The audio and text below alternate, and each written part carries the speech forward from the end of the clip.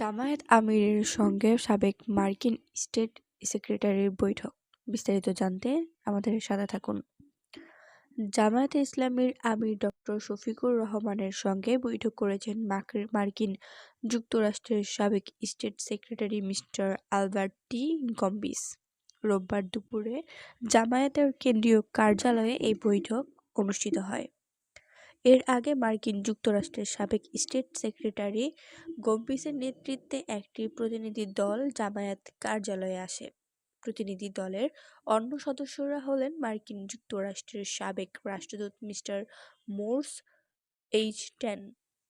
North আমেরিকার মুসলিম উম্মাহর secretary general ও chartered ও মার্কিন অ্যাকাউন্টেন্ট ফার্মের পরিচালক আরমান চৌধুরী ও মার্কিন যুক্তরাষ্ট্রের নিউ ইয়র্কের ব্যবসায়ী নেতা ফয়সাল আলম।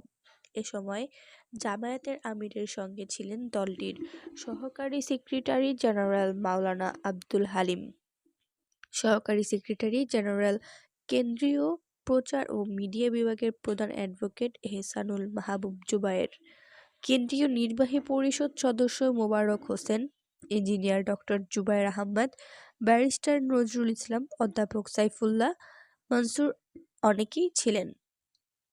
বৈঠকে উভয় পক্ষ সৌহার্দ্যপূর্ণ পরিবেশে পারস্পরিক কুশল বিনিময় করার পর বাংলাদেশে বিরাজমান রাজনৈতিক পরিস্থিতি এবং আসন্ন জাতীয় সংসদ নির্বাচন ও গণভোট নিয়ে আলোচনা করে। এছাড়া বাংলাদেশ ও মার্কিন যুক্তরাষ্ট্রের মধ্যে বিরাজমান বন্ধুত্বপূর্ণ সম্পর্ক আরও ঘনিষ্ঠ এবং সুদৃঢ় করার উপর গুরুত্বারোপ করা হয়।